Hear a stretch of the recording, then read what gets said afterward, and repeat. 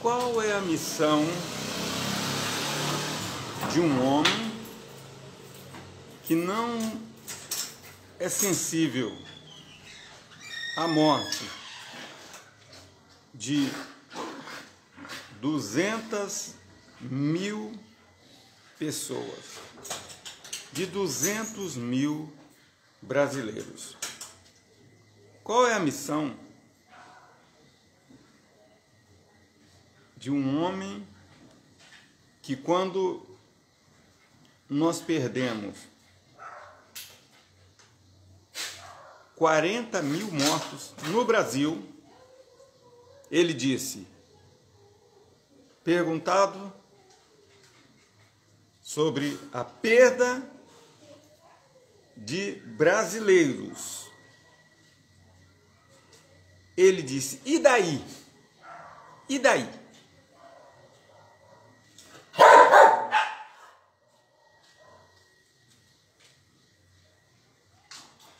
E daí?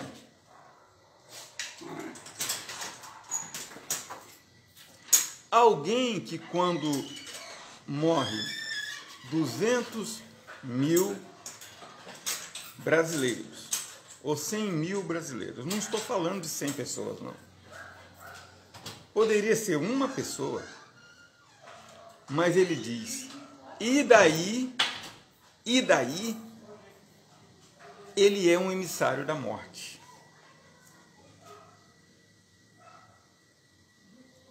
Ele é alguém que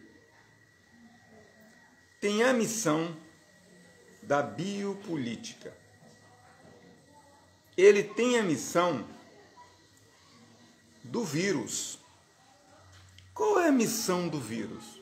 A missão do vírus é matar.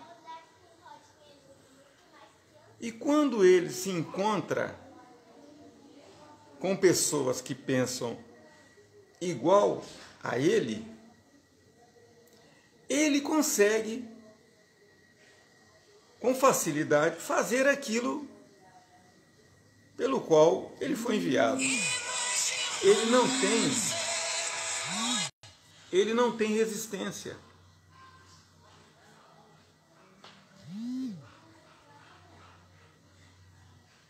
Ele não tem resistência.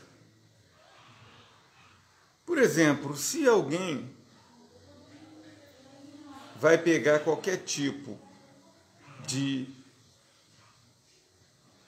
doença que o vai levar à morte, e ele tem alguém que o estende a mão e que diz, não, você vai conseguir vencer, nós vamos superar isso, nós vamos vencer esta batalha. Essa pessoa que assim se posiciona, ele é um emissário da vida. Ele é chamado como aquele que é bem-aventurado porque leva boas novas. Boas novas.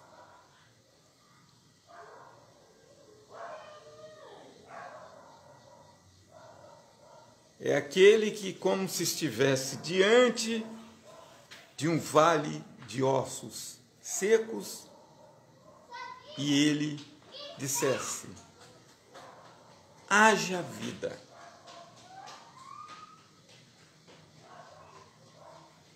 Vivam, se esforcem, lutem, nós vamos vencer.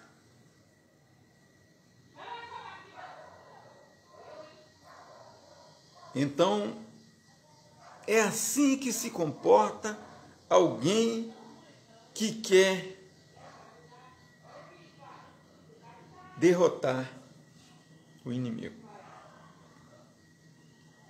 No caso aqui, um vírus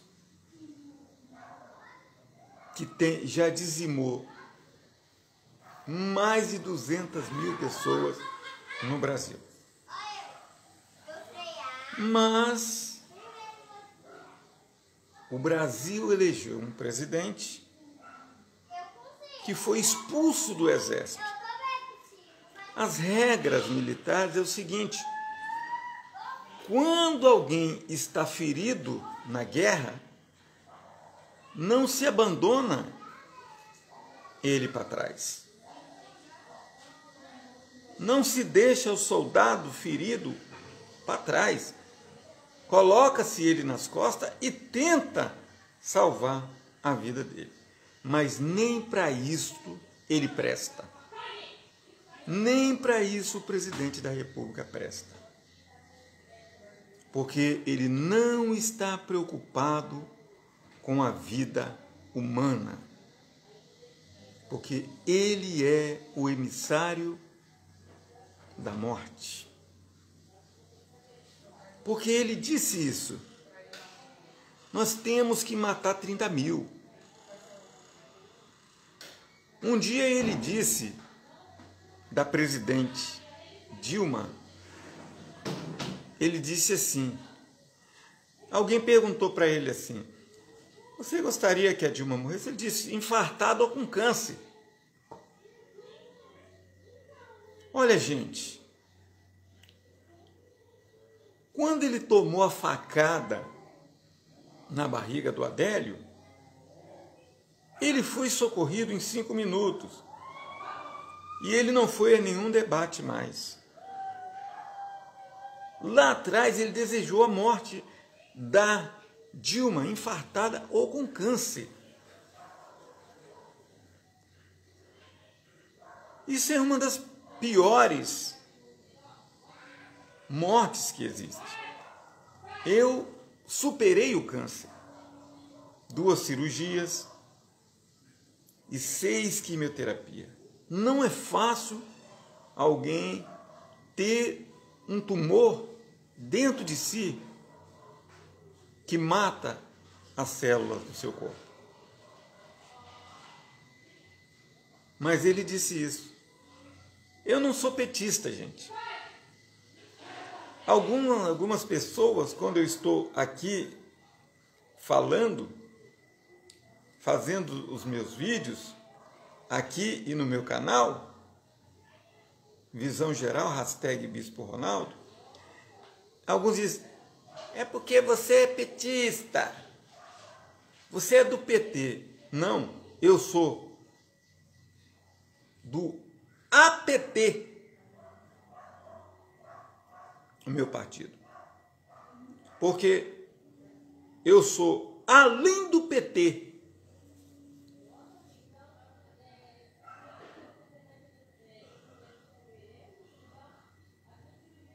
Porque eu não vejo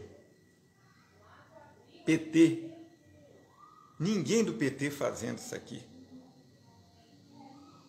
Eu moro numa cidade de 500 mil habitantes. Eu não vejo ninguém do PT fazendo isso. O que eu faço aqui? Eu coloco a minha cara aqui, ó, para você ver. Eu já recebi ameaças de gado e bolsonaristas. Uma vez um apareceu aqui no meu Face com um monte de metralhadora e disse, se você falar do mito, eu já estou com seu endereço. E eu disse, ah, é? Tá bom, mas venha com uma ordem judicial, tá? Senão quem vai para a cadeia é você.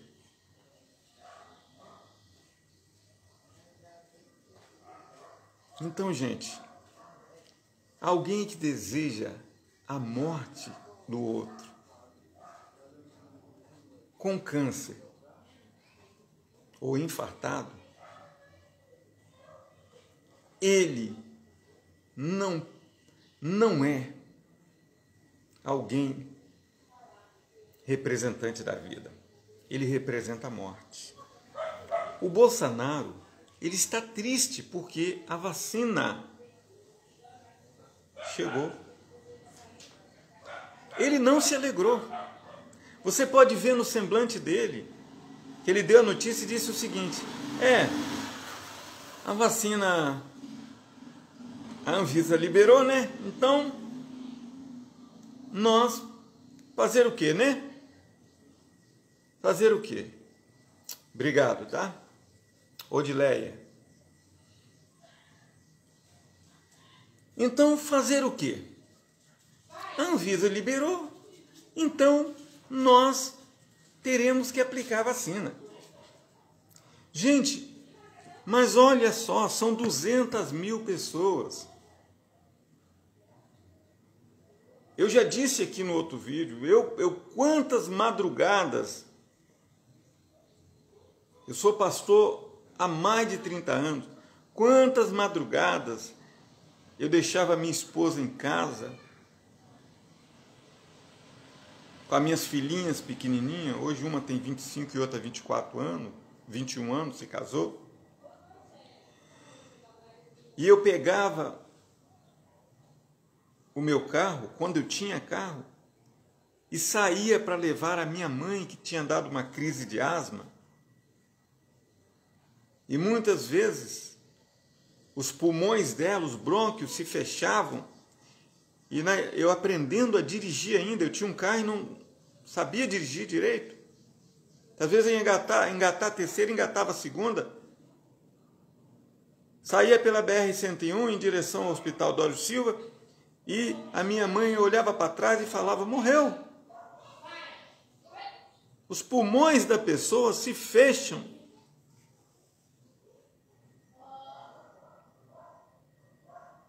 A minha mãe morreu com 57 anos, infartada fulminantemente. E o meu irmão, que também era asmático, morreu com 24 anos.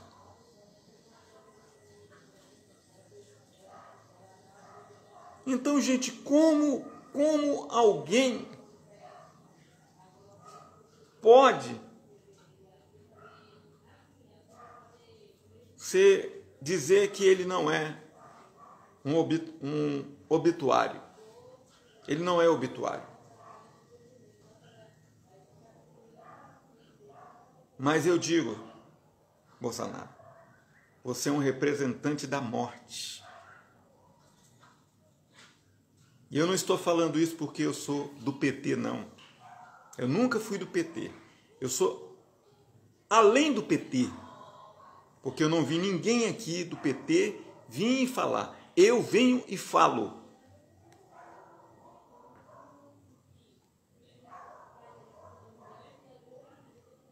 Eu conheci essa figura, o Bolsonaro, quando eu estava no primeiro período de direito, em 2016.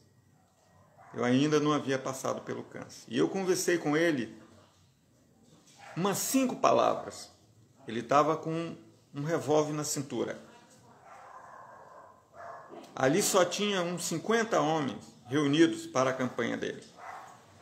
Aqui em Laranjeira. Em uma sala de reunião em um hotel. E o filho dele também com um revólver na cintura. E a primeira lei que esse homem assinou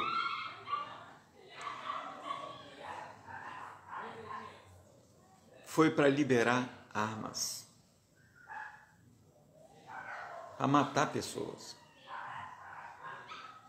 Um agente da morte.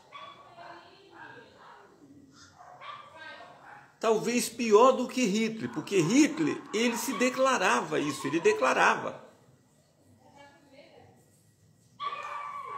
Ele declarava, eu sou um nazista, eu vou matar, eu vim para matar.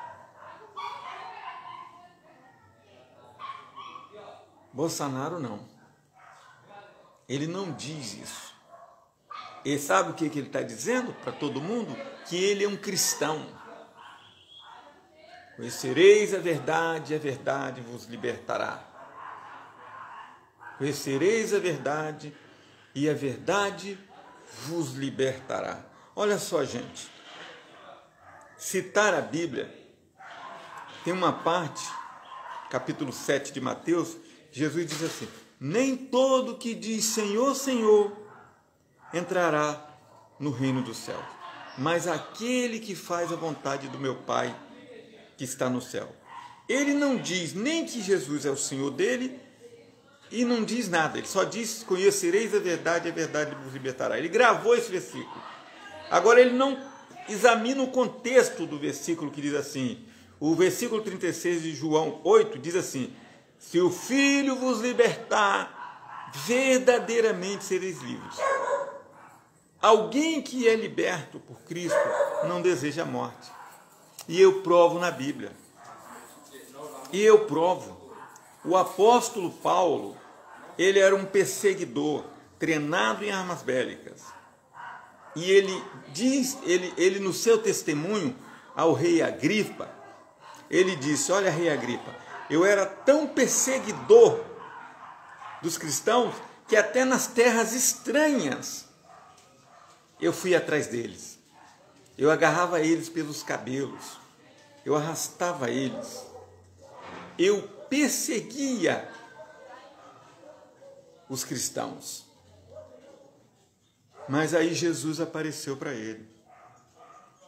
E quando Jesus apareceu para ele, Saulo de Tarso, que viu Estevão morrer a pedrada na sua frente e não apanhou as roupas de Estevão, que foram colocadas aos seus pés, isso era um gesto de clemência.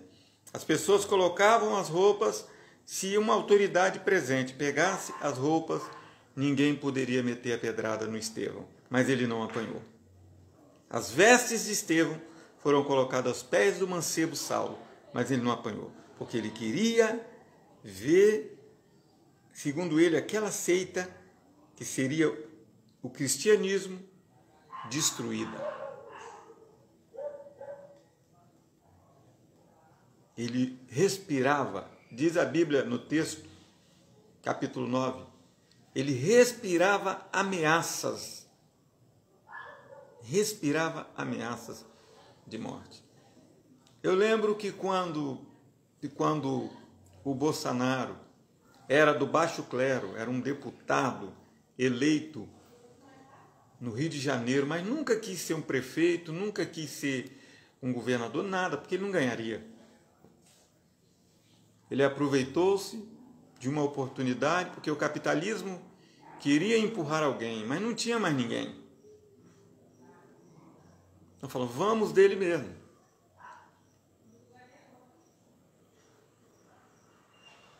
Prenderam o Lula e ele estava com 20% nas pesquisas. Então, num gesto contra as esquerdas, tentaram colocar alguém de direita. E dessa direita, acabaram colocando um de extrema direita, que o dia que ele conversou com a Maria do Rosário, ele disse: olha, eu não te estrupo porque você é feia. Veja só. E essas frases, se for somarem, dá milhares de frases que representa a morte, só pode ser de um emissário da morte, que ainda não se entregou. Hoje ele disse: eu tenho uma missão. Eu tenho uma missão. E eu vou falar. Qual é a missão? A missão dele é a missão da morte. Sabe por quê? Porque a Bíblia tem uma parte que diz assim: o inimigo não veio senão para roubar, matar e destruir. Quando a pessoa tem essa sede de destruição, não tem sentimento com o ser humano, ele não respeita o sentimento. Gente, quando a gente chega em um velório, uma vez quando eu era pastor em Barcelona, houve um casamento na minha rua. Um rapazinho se casou. E era uma noite de sábado. Quando foi umas 7 horas da noite, ele passou todo de branquinho, junto com a sua noiva, e foram se casar.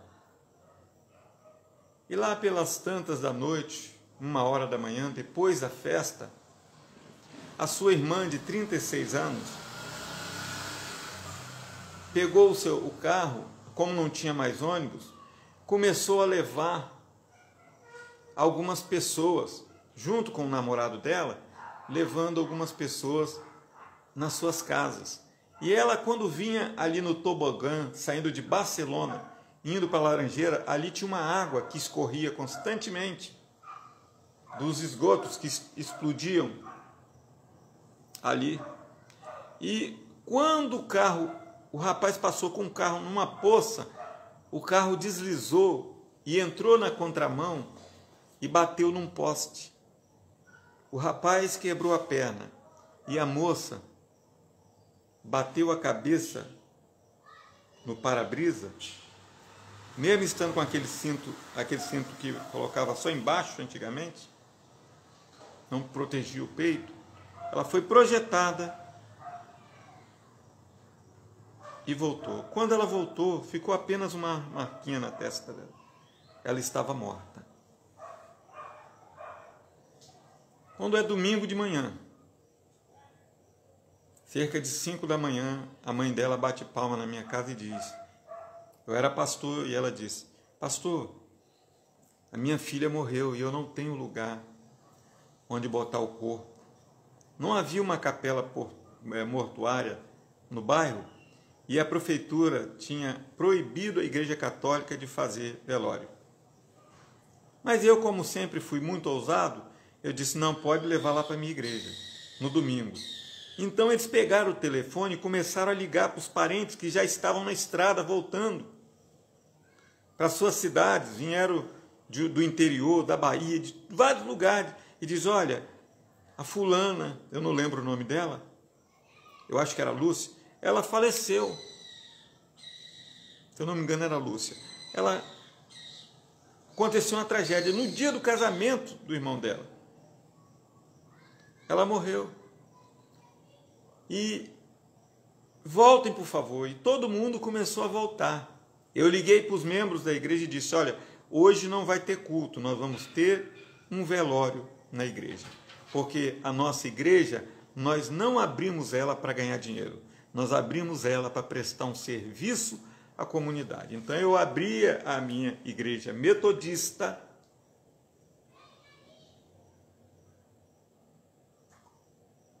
e disse: pode trazer o caixão. E eles me pediram para trazer, eu não obriguei a nada, para trazer uma palavra de conforto. E quando eu olhava para aquele caixão e aquela jovem bonita, uma morena bonita, com apenas uma marquinha, deitada no caixão, parecia que estava dormindo. Eu tive que conter as minhas lágrimas, porque eu era o ministrante daquele velório. Ali haviam 70 pessoas da família. Eu ainda levei café, levei algumas coisas, falei: não, tem água, tem tudo para vocês. Isso por uma vida. Uma vida. Agora, pensa, gente, o que a gente sente quando 200.000 vidas estão sepultadas. Mas nós temos um presidente que ele é, sim, um obituário. Ele é, sim, um representante da morte. Porque ele não se alegra com a vida e se alegra com a morte. Ele se preocupa mais com dinheiro e com proteger os filhinhos dele das maracutaias. É isso que ele se preocupa. Enquanto milhares sofrem de fome e morrem pela doença. Lá em Manaus, 10 dias antes Eles já sabiam que não tinha oxigênio. Mas o que ele fez? Pazuello se omitiu. Ele proibiu o Pazuello de comprar a vacina com a China. Há tempos atrás. E disse que as pessoas que tomassem a vacina iam virar jacaré. Se alguém virar jacaré, se alguém virar aí alguma coisa, ele ainda brinca com o sentimento das pessoas. Então, ele não é um representante da vida. Ninguém que vai em missão de paz e de vida pensa do jeito que ele pensa. Foi por isso que ele foi expulso do exército. Ele não se preocupava com seus companheiros. Ele se preocupava apenas com uma condição: ser um combatente. Eu vou combater contra o inimigo. Não me importa quem está aqui atrás. Eu vou combater. Eu sou um combatente. E ele levou isso para a política. Combater os petistas, os comunistas, isso, aquilo, os negros e tudo aquilo que para ele representa algo diferente. É estranho isso, gente. É estranho isso, muito estranho. Viu, Fábio Bandeira? É muito estranho que uma pessoa que está à frente de uma nação, ele não tenha sentimentos com relação à vida dos seus próprios compatriotas. Sem amor nenhum. Simplesmente viveu 10 anos no exército, ganhando 17 anos, ganhando 10 mil. Depois se aposentou 27 anos como deputado, ganhando 27 mil e agora ganha 33 mil. Já ganha quase 100 mil para fazer essas coisas que ele faz. Simplesmente. Mas eu espero que em 2022 nós tenhamos um representante da vida, não só lá em Brasília, mas em todo o Brasil, porque o Brasil precisa de uma mudança urgente, mas uma mudança não para ser uma republiqueta, mas para ser uma nação, como as maiores nações do mundo. Eu fico olhando para a Coreia do Sul. Coreia do Sul, uma nação cristã, com 50 milhões de habitantes. Eu já li várias vezes o livro A Quarta Dimensão da maior igreja que está naquele país. Mesmo eles sendo egressos da guerra, eles sobreviveram. A Índia, como eu disse, era colônia da Inglaterra, mas superou pela paz através de Gandhi e dobrou o número de pessoas, e hoje ela está produzindo uma vacina que está salvando os seus e os nossos aqui.